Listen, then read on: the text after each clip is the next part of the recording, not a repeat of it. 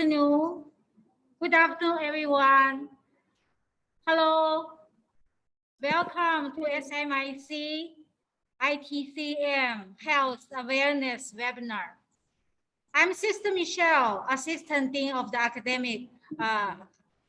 So today I want to take this opportunity to say thanks to our SMIC team that helped this webinar happen. To our President, Dr. Eddie, to Sister Regina, our academic team, you are our inspiration. And to our tireless staff, Marisa and Shine, who are behind the scene today and runs all of these webinars. To all of our speakers, thank you so much for your generosity to share your knowledge and precious experience with us. And today is our Dr. Philip will give us a seminar about the post-COVID. So you saw his credential already. He is both Chinese medicine doctor and Western medicine doctor. He is very rich in both Western and Chinese medicine, works in different clinics and different hospitals. Let us welcome Dr. Philip. Dr. Philip. Hello, thank you very much for your kind introduction. It's always a pleasure to be here. Oh my God, I can see myself in your background over there. Anyway, so how to summarize this topic of long COVID in 1 hour? So I'm going to give you a brief background before I go. There's no way to summarize long COVID in 1 hour, but I'm going to brief you in my usual lecture style. My usual lecture style is I'm going to put in some history, I'm going to put in some science, then I'm going to put in the treatment. But since we're limited in time, I'm going to skip some of the history, but I will not skip. I will emphasize some of the science. So long story short, I've always been fascinated why you have so many other viral diseases, so many other infectious diseases, and yet it seems that COVID-19 affects so many organs, affects it for so long. And so that was a personal quest for me.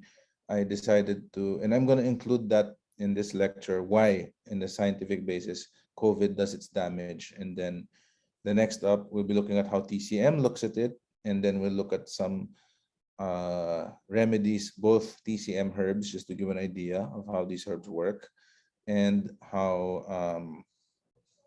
some dietary therapies that can be used. I wanted to include some Qigong exercises, but that's really best given in a live session, 1:1, customized to the patient. Same thing with acupuncture. This is not something that we can really do by ourselves, so I leave it to you to consult your individual practitioners.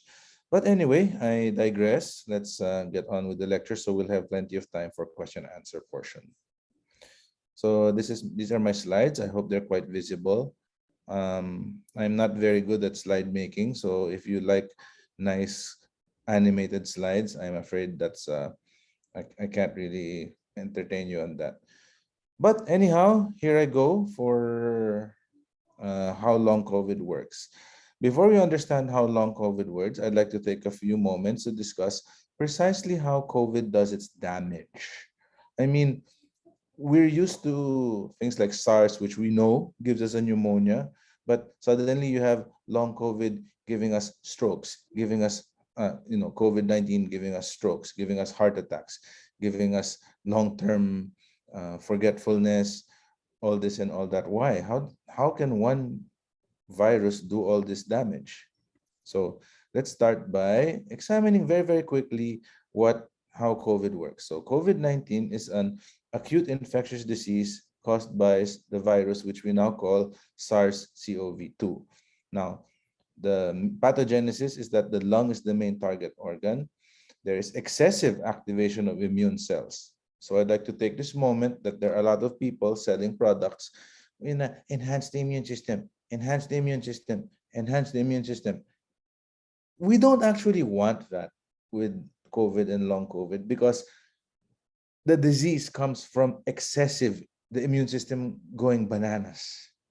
So we don't exactly want excessive immune system. We want a balanced immune system. We don't want to suppress it either. So again, in Oriental philosophy, everything is balanced, a balance between yin, a balance between yang, between yin and yang. There's an imbalance there, you get disease. So what's the yin and yang here? Normally, we want um, normally we don't want our immune systems too weak because that will make us susceptible to infection. We also don't want our immune system too strong because that things like COVID happens. And then what happens next? You have excessive oxidative stress caused by the cytokine storm, which I'm sure you've heard. And then you have hypoxemia, which is reduction of oxygen. So what the heck do these terms mean? Let's find out. So this is how COVID enters the body. Let me give a very, very brief explanation. Sorry, I'm going back to the previous slide. So in the previous slide, you have the so-called spike protein, and then the virus comes in, connects to the spike protein, and it can therefore put its RNA inside the cell through two ways, either through endocytosis, which means the virus is all taken in, or you can have membrane fusion, wherein it's like these two shake hands, and then when they hug, they exchange stuff. So there, as they hug, the RNA goes in. So what's important here? Where does the virus link up with? It links up with this little blue dandelion-like thing. That's called the ACE2 receptor. What is the ACE2 receptor? It is the binding receptor, because this is how drugs work. Okay, this is how everything works in the body. You have one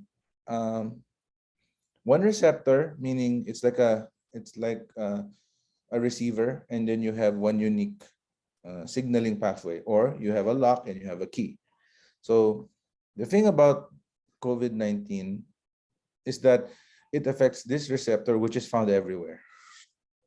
Okay, it's found mostly in the nasal passages, in the lungs, in heart muscle, in kidneys, the pancreas, the rectum, the testis, the small intestines, the colon, the liver, the gallbladder. It's everywhere.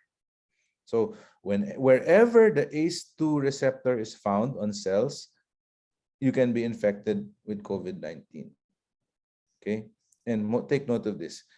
They're most expressed in alveolar epithelium, which is in the lungs. Alveolar meaning those little sacs where the gas exchange goes through. Then we have the small intestine epithelium, which is why a lot of COVID-19 patients sometimes present with diarrhea or gastrointestinal problems. And most importantly, they also have problems in the vascular, meaning blood vessel, endothelial cells, the lining inside of the blood vessels. So you can see blood vessels are also affected directly. And you have, why does it start a cascade? Why does it go to an endless cycle? First, after entering cells, what's the body's normal reaction? Send in the National Guard. So all the soldiers come in. Problem. In particular, these are the cytokines. So you keep on hearing cytokine storm, cytokine storm. What the heck is a cytokine? Long story short, cytokines are shock troopers. Think the Marines or special agent like James Bond, something like that. So they come in, and there are three types that are usually expressed. Forget these other two.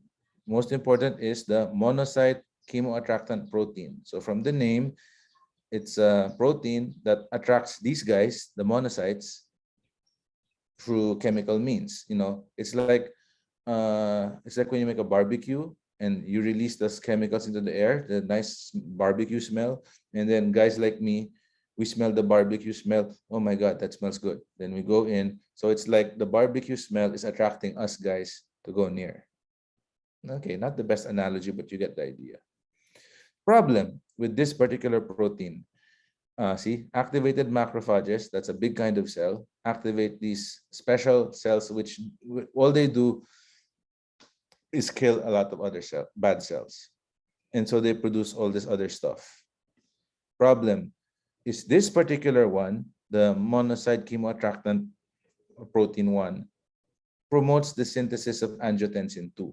Okay, what's angiotensin II? Remember ACE? The ACE means angiotensin converting enzyme. That means it promotes, it makes angiotensin 1 into angiotensin 2. Angiotensin 2, from the name, means it makes your blood vessels shrink, okay, raising blood pressure. But the presence of angiotensin 2 causes more inflammation. So infection causes inflammation causes more inflammation, so it keeps on going forward. Now, in normal physiology, angiotensin 2 is degraded by another chemical, turning it into another product, which does not affect the blood anymore. But one, long story short, the amount, since the number of receptors is decreased because the virus has taken over them, there is no feedback mechanism to turn the angiotensin 2 into waste product. So the amount of angiotensin 2 keeps on getting bigger and bigger and bigger, like my belly after a binge drinking session. Just joking. So angiotensin 2 accumulates, your blood pressure goes up, and more inflammation comes in. So see, instead of angiotensin 2 locking into the angiotensin receptor and being converted into something inert, this one just keeps on more and more because the virus takes over here. Now, we therefore get oxidative stress. What's oxidative stress? Simple. When you're exposed to ionizing radiation, when you're eating a lot of barbecued food, you have all these burnt foods, you have these free radicals coming in. So they cause oxidation. What's oxidation? What happens to iron when it's exposed to oxygen? The oxidation combines with the iron, becomes rust. That's what happens. But what do we rust? No, we don't. What happens to us is our protein gets damaged. And what are the most common causes of sources of protein in the body? Our DNA. So we're more prone to cellular problems. We're more prone to the rise of cancer because of this DNA breakage. So oxidative stress, what does it do? It can cause problems with the eyes. It can cause problems with the kidneys, a rash, problems with the heart, problems with the joint, problems with the lungs, brain, multi-organ, vessel, GI. So even after you get infected with COVID and seemingly there's less symptoms, these can still happen in the long run. So short-term advice, don't slouch on eating good food. Take some antioxidants if necessary. Okay? Third is hypoxemia. What does hypoxemia mean? Hypoxemia means less oxygen. So inflammation, the product of the first process, directly damages the alveolar cells. So not only does the virus take over the receptors in these cells, it directly damages these cells and the capillary endothelial cells. What's important about this? This is where oxygen and carbon dioxide exchange places. So you destroy these, oxygen and carbon dioxide exchange doesn't work as well. That's why even if you put these COVID patients and long COVID patients on oxygen, it's still hard for the oxygen to get into their blood. That's the bottom line here. And bottom line also, there's edema, and edema is basically fluid, manas, and that adds to oxygen diffusion, and that causes decrease of pulmonary surfactant. What's pulmonary surfactant? It basically prevents the alveoli from collapsing upon pressure. In other words, less oxygen causes more inflammation, which leads to even less oxygen, another vicious cycle. Why am I saying all this? So you can finally understand what's going on when you sniff in that virus. So I am totally not a fan of just let it spread and let everyone get immune. Why? Because there's long-term damage, as you can see. Also, hypoxemia aggravates the inflammatory response, which is from the first problem. Oxidative stress, which is the second problem. And most importantly, if there's less oxygen, there are more adhesion molecules. What are adhesion molecules? Think about it. The word adhesion, it means they stick together. Now, what will probably stick together and is related to oxygen? Blood. Now, what happens when blood sticks together? That's where you get your atherosclerotic plaques. That's where you get your thrombus. That's where you get your heart attacks, your strokes. See? So bottom line, I'm not gonna elaborate on this anymore, but bottom line, what happens is you get infected with SARS-CoV-2, all this happens. And thus, even after you've already gotten rid of the initial viral infection, the fact that your body is now in a state of chronic inflammation, chronic hypoxemia, as evidenced by the fact that you still feel really, really woozy months after COVID, we need to find a way to resolve this. Okay, so what happens in acute hypoxemia, for example, or even subacute? Hypoxemia is defined as oxygen as less than 80 millimeter mercury.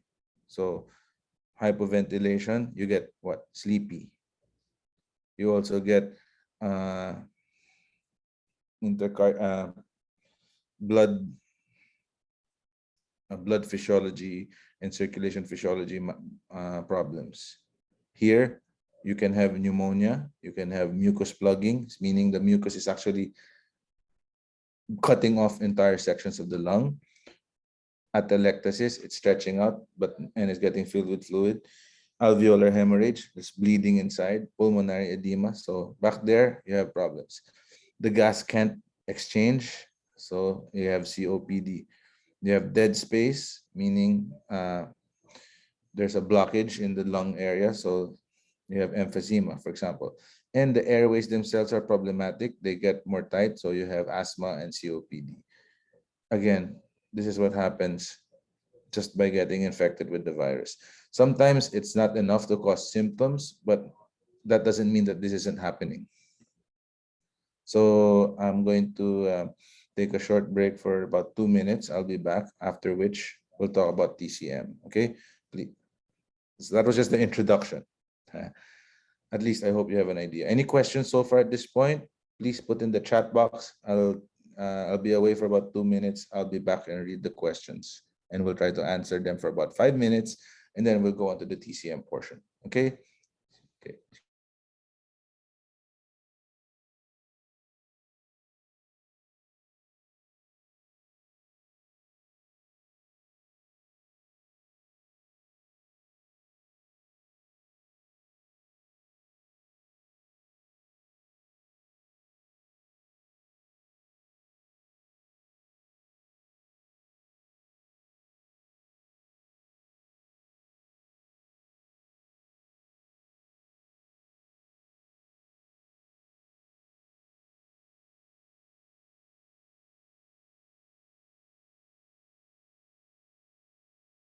Okay, I'm back at a very, very quick that was probably 30 seconds. I just had to plug the laptop somewhere.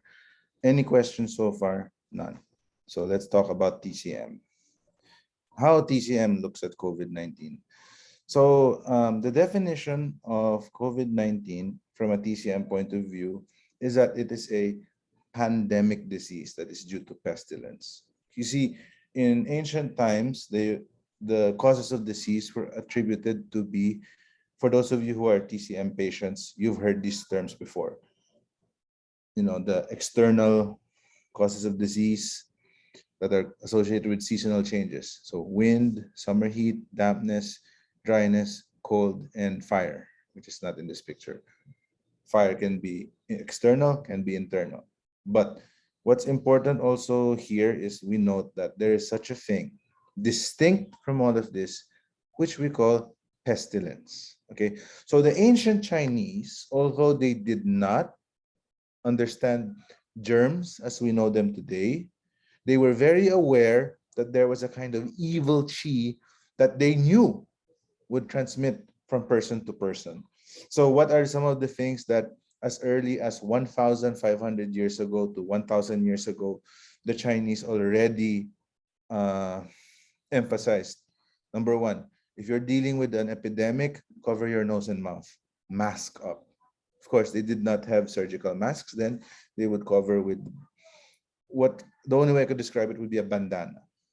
Okay, that's one way. Second, they would also emphasize that do not share utensils like chopsticks with these sick people. So they knew, isolate. They also said, keep them away, all the sick people in one place. And for those who take care of these sick people without the mask, watch out because they might be next. So they didn't understand germs. They did not understand germs yet, but they understood transmissibility. So how did they explain this? How to explain this disease from that paradigm? So this evil chi that comes from person to person would invade the lungs. Okay, because in Chinese medicine, the lungs are like the most exterior, the one most open to the environment. They're the ones who are shielding the heart from other diseases. So they will invade the lung. Now, in Chinese medicine, what are the functions of the lung? Number one, they provide defensive qi. What's the best way to explain defensive qi? You know how some people, there's a slight wind and they feel cold, while other people, it's so cold they don't feel a thing? That's one example. Defensive qi is your ability to adapt to changes in the environment. It's also your ability to resist these pathogenic factors. So it's like the difference why some people, they get all infected with the same virus. Some of them get the sniffles. Some of them are in bed for 4 days with high fevers. Next has to the functions of the lung, descending and disperse. So think of it as what the lungs do with oxygen. They want to bring the oxygen in, and then you want to disperse it all throughout the body. So what are the number one problems here? The pestilential chi comes in, screws up the defensive chi, and interrupts the descending function. So what happens when the descending function is interrupted? Instead of air going in, it goes out. Cough, cough. That's the one. Or cough, sneeze, sniffle, just stuff going out forcibly. Second, dispersing. So not just oxygen, but fluids, since we know the air we breathe contains carbon dioxide. So if it's not spreading, carbon dioxide and water in gaseous form, water vapor, we say. What happens if that's not dispersed? The water accumulates as dampness. See?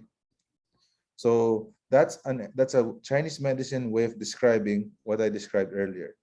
Increased fluid production due to inflammation. Okay. So what would the treatment principle be? The treatment principle is, number one, remove the pathogen, protect the lungs, and relieve the dampness. Okay. But what happens that's in the acute stage when you're newly infected. What happens in later stages when you're already sick and recovering? In later stages, both the lung and the spleen are injured. What do you mean by injured? So the evil chi is gone, bye-bye. But the functions of the body are still down.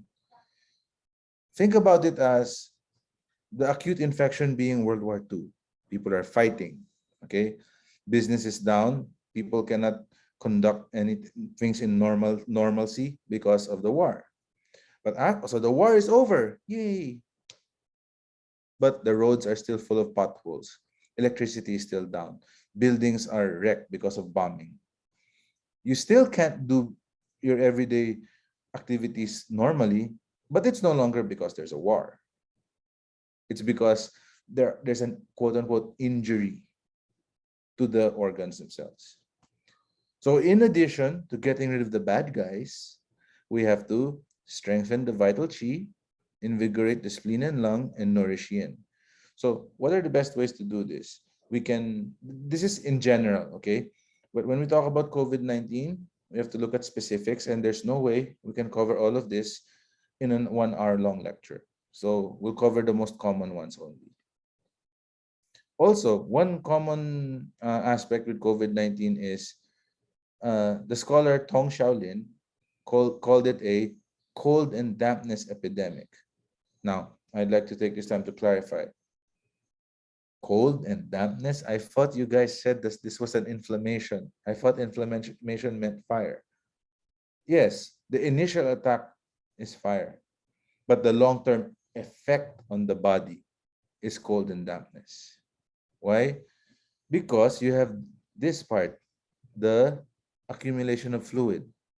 And when you have accumulation of fluid, things get cold. So even after the fire is gone, the external fire, the evil fire is gone, you now have dampness and cold. Okay? So what happens there then? You have a damaging the yang, so you cause heat transfer. So instead of here, you have a Qi deficiency, blood's not flowing well. Or you have these are different ways, by the way, that you can have bleeding in Chinese medicine. Number one, Qi deficiency, the blood is not held in, it leaks out. Second, there's too much inflammation, you heat the blood, so it overflows and, starts going out of the container. In this case, you have blood stasis. So this is one of the reasons of the symptoms of long COVID. What does blood stasis indicate? Here, as it says, the blood more easily clots. Again, remember, in Western medicine, we talked about the increase in adhesion factors, and then therefore the blood more easily clots. Same thing here. Because of the cold and dampness pandemic, the blood becomes less able to flow and thus becomes stasis. So another scholar says it is a epidemic of dampness, poison, and stasis. Poison here referring to the excessive production of white blood cells causing pus, because that's what pus is. Pus is the aftermath of an infection where the white blood cells and the germs go mano a mano, royal rumble, and that's what's left. So in addition, so in long term, as in long COVID, we should be working on dispelling the cold, drying the dampness, clearing the heat, removing the poison, nourishing the body, and dispelling pathogens. Because there might be some that are left behind. So Western medicine is amazing in killing the virus while it's there. But Chinese medicine is much better in terms of the nourish the body, removing the poison, clearing heat, drying the dampness part. So, any questions at this point? Not, let me just check this.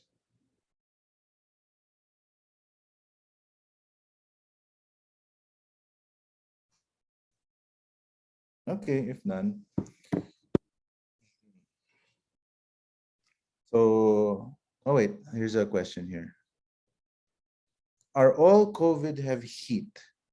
In my opinion, they all start with heat, but then they can adapt depending on individual people's physiology. There's a saying in Chinese medicine, and an equivalent saying in Western culture is, when in Rome, do as the Romans do.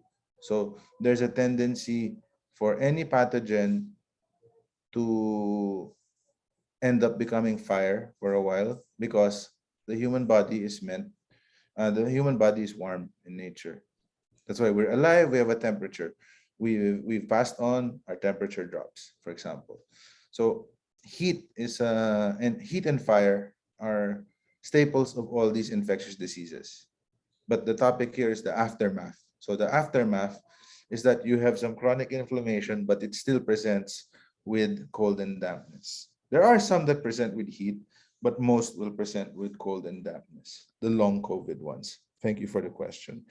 So here, post-COVID conditions. How do we define long COVID? Because long COVID is actually not an official term. It's a nickname.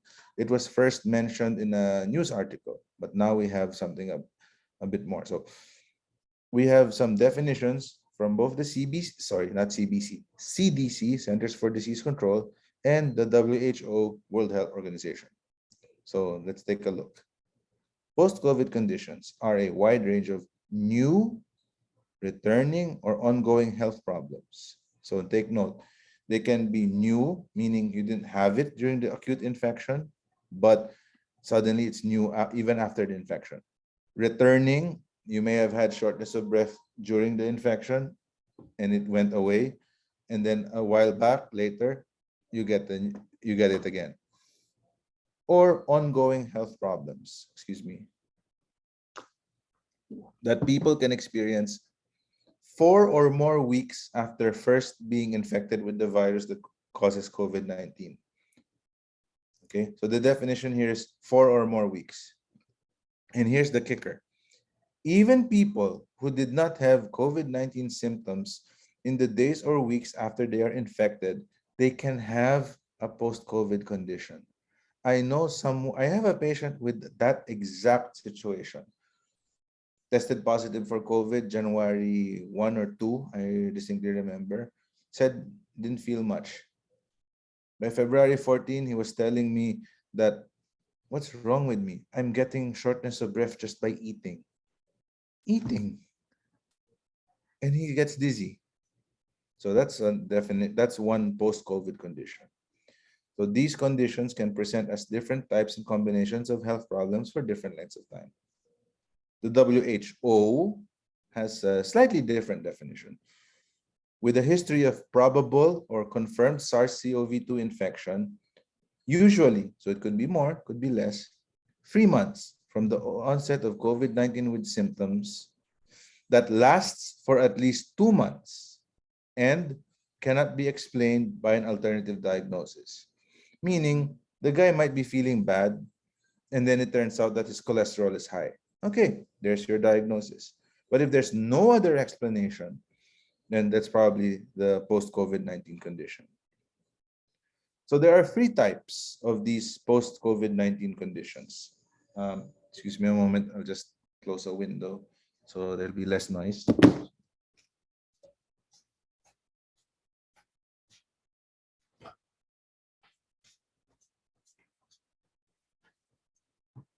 And I am back. So what are these 3 types of post-COVID-19 symptoms? Number 1, symptoms not fully recovered after the COVID test turns negative. So you test positive day 1, day 14, you test negative, but the symptoms are still there, such as cough, fatigue, pain, and gastrointestinal symptoms. Second, long COVID symptoms develop due to the damage on various organ systems during the acute infection of COVID virus, such as the ones I presented in the beginning. Now you see how we can have long-term damage. Third, symptoms or conditions develop due to the stress and traumatic experience associated with COVID.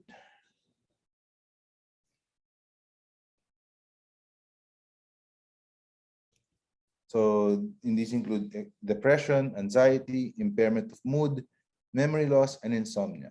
Most of these can be associated with less oxygenation to the brain. Okay. Now wait.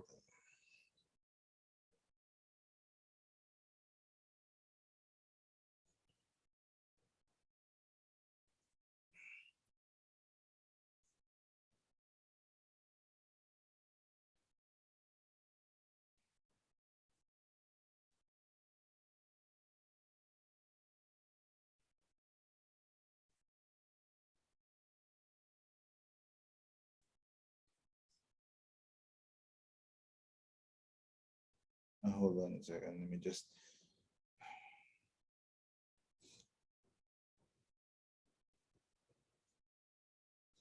Sorry, let me just answer this. May tanong lang kasi yung residente about a patient.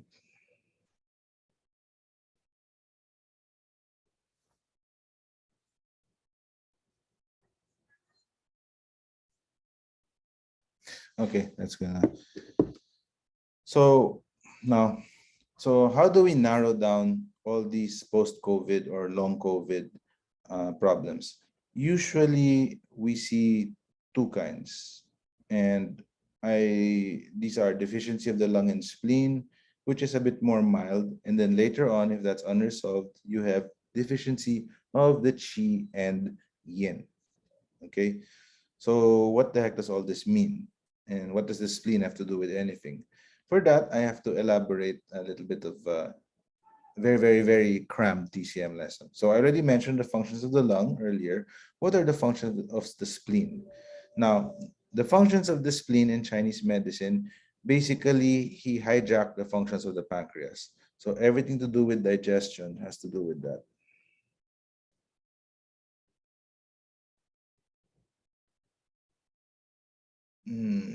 Okay. So the spleen is in charge of what we call transformation and transportation. So they are critical in digestion of food, in the processing of fluids like water. That's why if the spleen is down, you're more likely to have edema. It also transforms and transports waste. So if it's not transported or transported properly, you can have bleeding, you can have easy clotting. You can, and the spleen is also in charge of keeping the blood in the vessels. So if the spleen is weak, you can also have these periods of bruising, easy bleeding, etc., etc. So you'll notice that also the spleen is in charge of getting the nutrients from the food. If you've seen Doc Eddie's post on this seminar series, there is a picture of the spleen or the kidney providing a fire. And think in the case of digestion, think of the spleen as the one providing the fire, and the stomach is the cooking pot. So they work together to digest. I suppose that the ancients, because the pancreas is fatty, they probably thought it was just another blob of fat. But what they saw, hey, liver and gallbladder, best friends. Spleen and stomach, also best friends. So that's why they made us. Now, what are the characteristics of deficiency of the lung and spleen? This is very common in post-COVID patients, at least 1 to 2 months afterwards, even more. And they include shortness of breath, fatigue, because remember, the lungs are in charge of breathing. Fatigue, remember I said the lungs, oxygen, spleen, food. So if both are down, then you're more easily get tired. Poor appetite, why? Because you have all this dampness coming in. The spleen fire to cook is not strong enough. So if there's too much food in the stomach, it just stays there. It's not easily digested. So you have poor appetite. And sometimes, since it's too weak, it can't hold it. You vomit it out, and it's stuck there. So abdominal distension. And because you have the descending function of the lung is down, the transformation and transformation function of the spleen is down, it's also hard for it's hard for them to go to the bathroom, or it can't hold back, so the stool is loose. One way to check your own tongues to see if it looks like this is like you see in your picture. The tongue is thick and there is a coated tongue. So you can see the white coating here is white and greasy. So how do we know if the tongue coating is normal or not? Number one, can you see the bottom? Can you see the tongue under the coating? Can you still see the color? Like here, you can still see the color of the tongue under the coating, right? What about here? Can you still see? No, right? You can't see the tongue under the coating anymore. Therefore, that's what we call thick. In this case, it's not just thick, it's curd-like. Think quesong puti. Okay? If we were in China, I would say think tofu. Okay? But Filipinos, they can relate more to quesong puti. So there you go. Why is it important to note that it's white and greasy? Because it is representative of the accumulation of food in the stomach, accumulation of fluid in the lungs. So it's accumulating there. You can see its accumulation here. Bonus, the red spots here indicate heat. Okay, so in a patient with lung and spleen deficiency, these red spots may or may not be there. But anyway, the point of this picture is the coated tongue. So here's an example of a formula. I ripped this off from a book written by Professor Xia and Professor Huang, Rehabilitation from COVID-19, an integrated traditional Chinese and Western medicine protocol, pages 106 to 107, published by Taylor and Francis.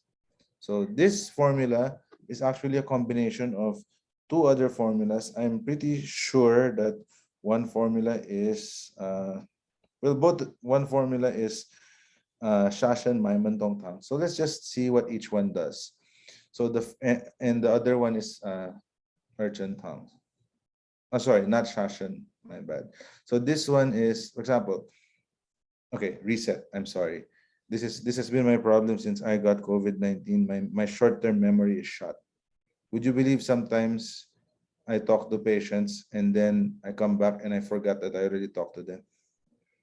That's bad. I even forgot my own daughter's name at one moment. Not forgot, more of, what was that again? Took me like 2 seconds to remember my daughter's name. The fact that I couldn't say my daughter's name instantaneously is something. So here you have Pansha.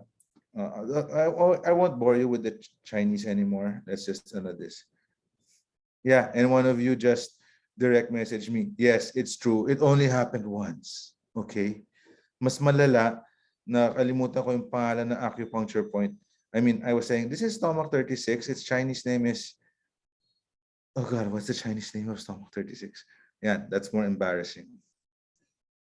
I remembered it after 2 seconds, but you know. So anyway, so what we have here, so these two herbs, their job is to drain dampness. Okay, long story short, get rid of that dampness. And then this one is also good for, it also drains dampness. This is fooling, but at the same time, it also benefits the heart. So I think it's really appropriate considering COVID-19 also has long-term effect on the heart. And even if you have vaccines, reported side effects of some vaccines are myocarditis. I think it might benefit because it benefits the heart, right? And Kanchao just helps things along. And then you have herbs like, excuse me, Tanshan, which is, so this herb is kind of a replacement for ginseng, because ginseng is a herb that you really use to strengthen the spleen, both spleen and lungs.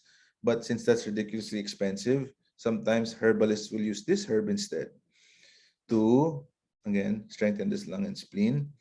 Huangqi also strengthens the lung. Baizu, this one, is the #1 herb for strengthening the spleen. And these two, again, help by, can help with some lung dry, help moisten the lung dryness and spleen stomach in deficiency. Why? I also bring this out because you can see that in Western medicine, the tendency, and even in Western medicine herbology, the tendency is always to try to find a single ingredient or a single substance to take care of the problem. But that doesn't work in real life. Here, you have a combination of ingredients working together to deal with the problem of deficiency of lung and spleen. So you have ingredients to get rid of the dampness, the water in the wrong spot. Number 2, you have things that strengthen.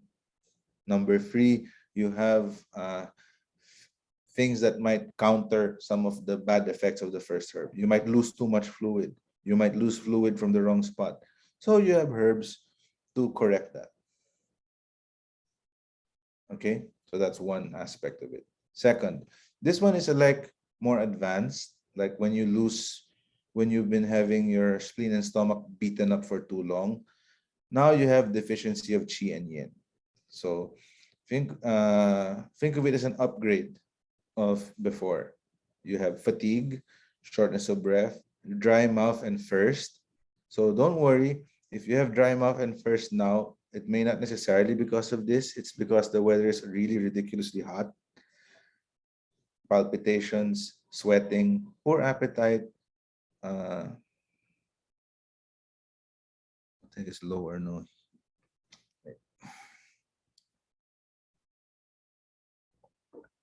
That's a typo. It should be, there's not so much symptoms of heat. And then you have dry cough or little phlegm. What's happening here? The qi is gone, or the qi is down, and the yin is consumed. and the tongue is dry with less saliva, and the pulse is thin and weak. So you can see almost no coating and less saliva, dry tongue. So when you have these, Professor Xia and Huang, their recommendation is, this one was a little harder for me to try to find out. I'm sorry, there's a question here. Oh, thank you. Again, this is a combination of different formulas. I suspect, let me check my notes. I suspect that this is a combination of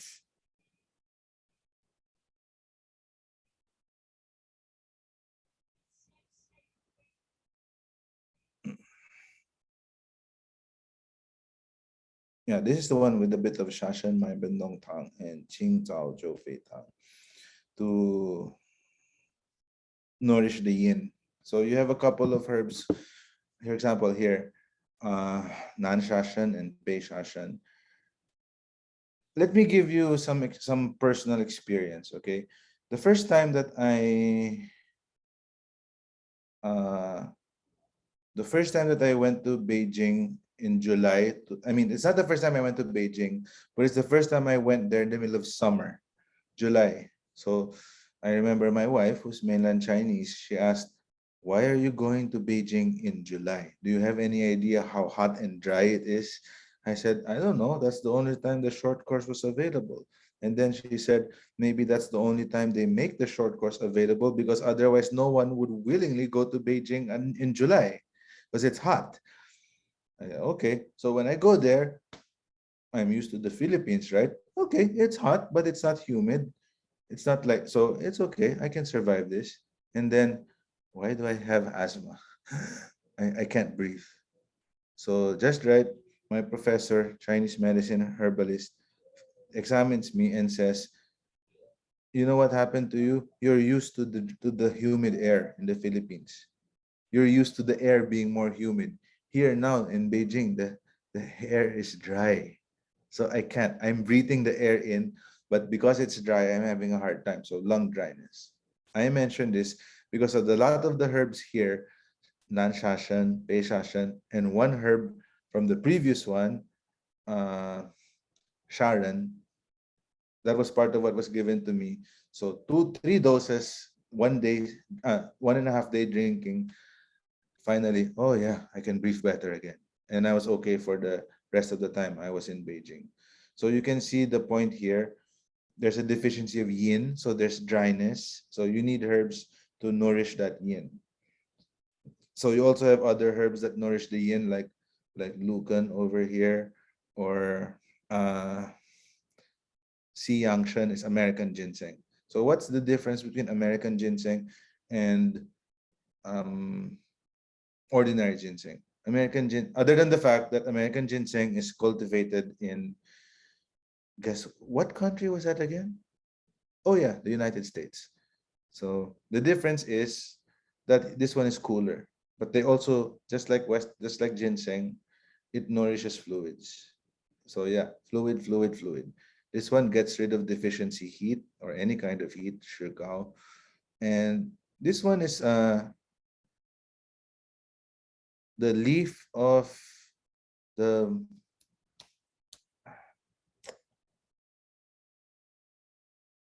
God, I can't remember what some.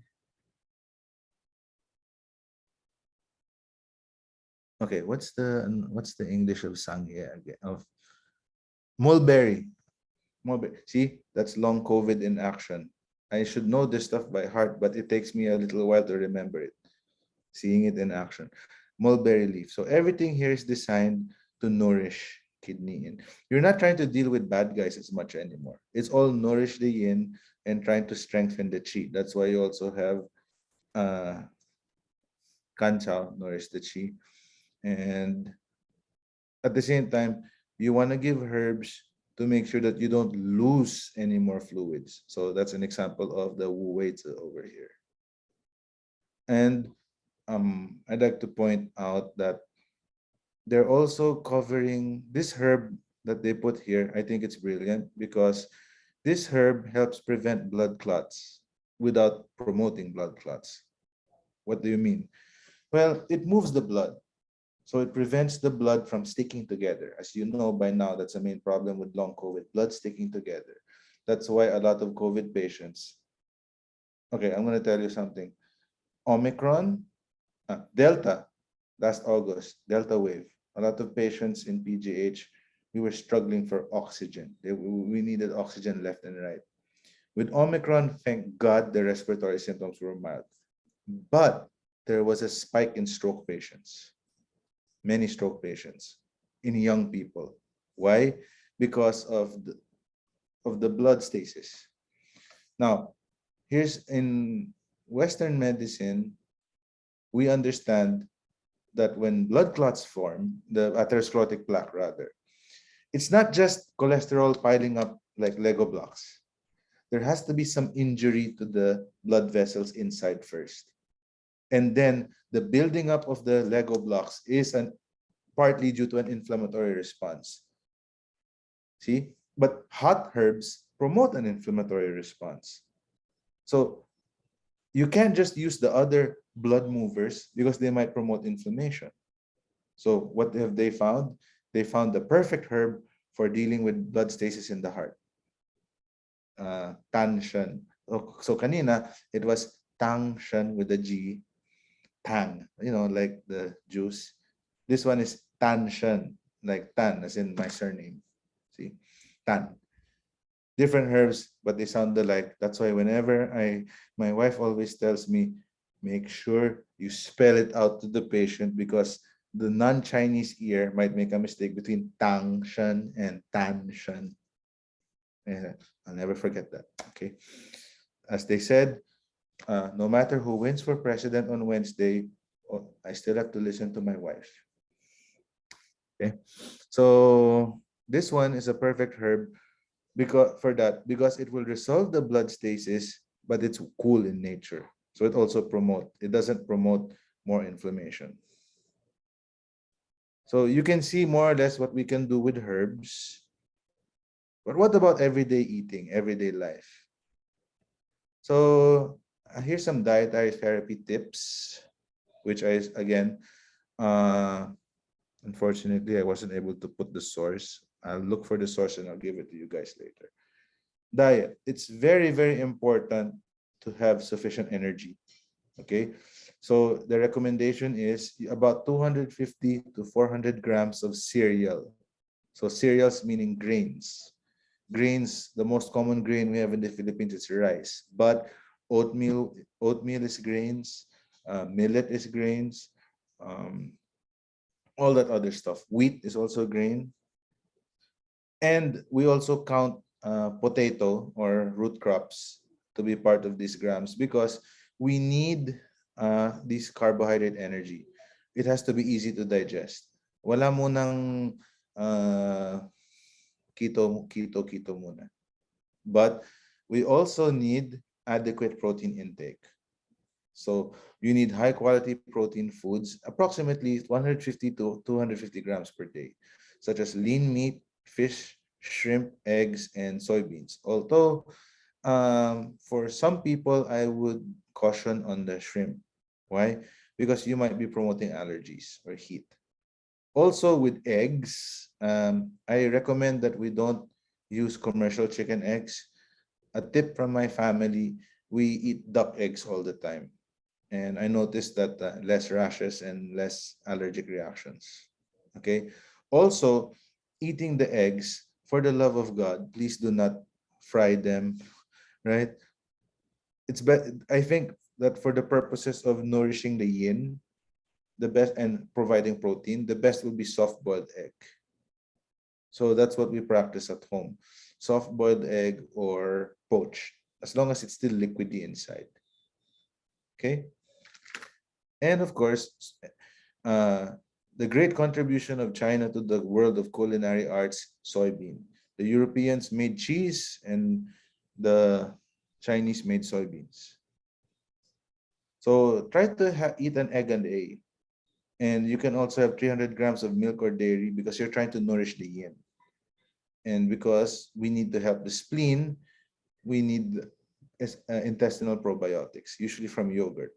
again, when we're talking about yogurt, it's better to make this yourself because commercially sold yogurt is basically sugar in a bottle.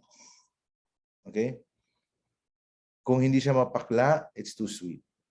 Meaning, if it doesn't taste a certain way, okay, ano ba sa English ang mapakla? I've tried Googling it, I can't find it. If anybody in the audience can give me a nice translation for the Filipino word mapakla, I'd be very, very grateful.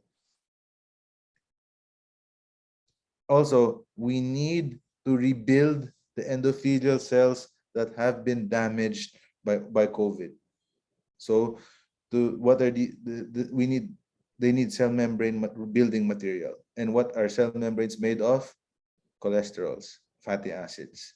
So, we need to cook this with some variety of cooking oils, preferably vegetable oils with monounsaturated fatty acids, better for health. As long as the total fat energy supply ratio, meaning you have to calculate. So a dietitian would be good at this. Of let's say you have 1,500, okay, 2,000 calories a day. Of that 2,000, no more than 1/4 or 500 kilocalories can become from oil or from fat. So you can juggle around what you're going to eat all day. That can come from vinaigrette dressing, because that's vinegar and oil. It can come from vegetable oils that you may use to stir fry the food. But you cannot have, hindi pwedeng wala. That's the point. Eat more vegetables and fruits, and preferably dark fruits and vegetables, darker colored, because that means they have more of the nutritious chemicals that you need. Ensure adequate drinking water, especially more so in the summer. About 1,500 to 2,000 milliliters or 2 liters a day. But of course, you don't drink that in gulps. Small amounts given over the course of the day. Mainly drinking plain boiled water or light tea. What do you mean by light tea?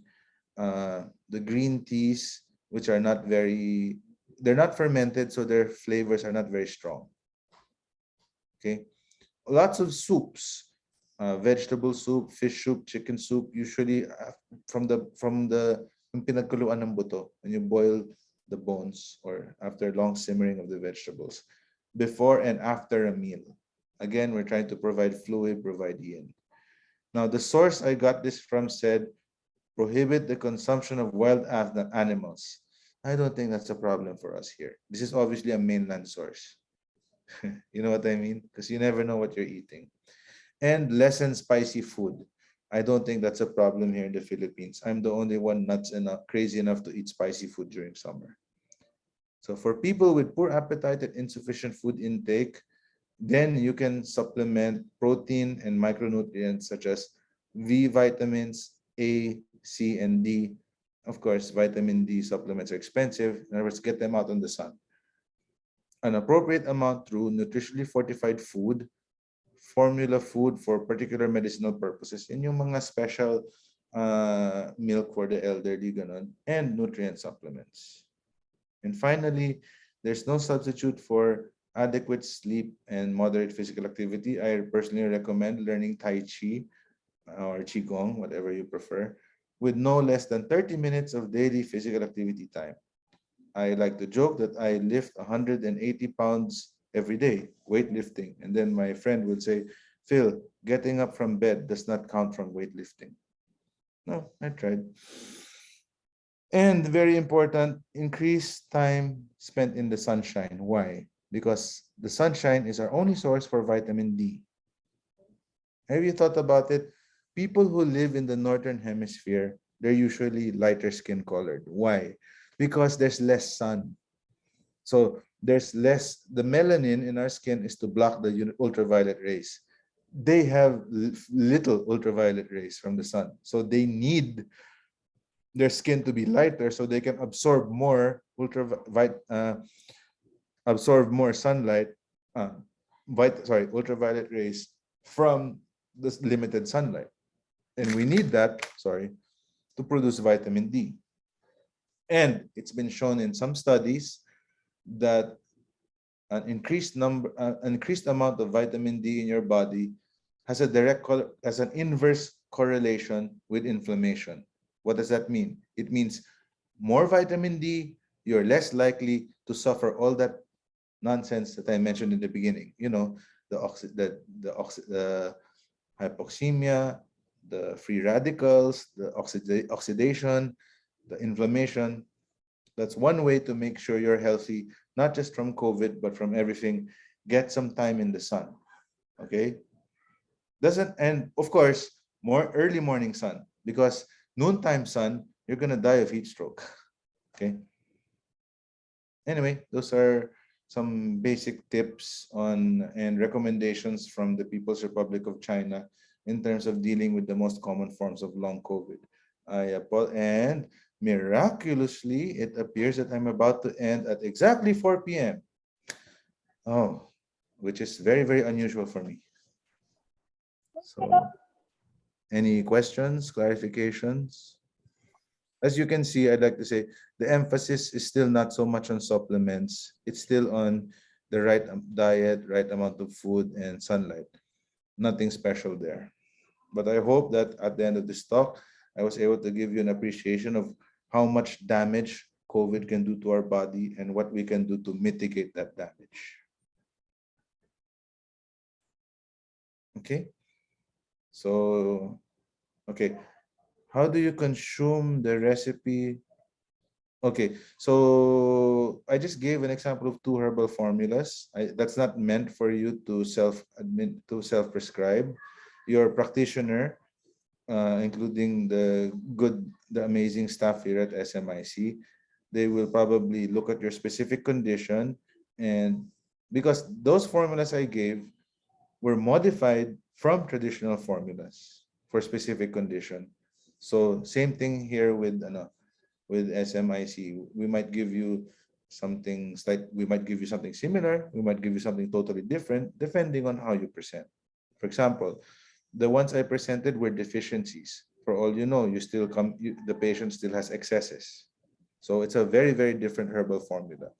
I brought those 2 up so you can see how the symptoms may be similar superficially, but when you investigate it deeper, oh man, totally different herbs.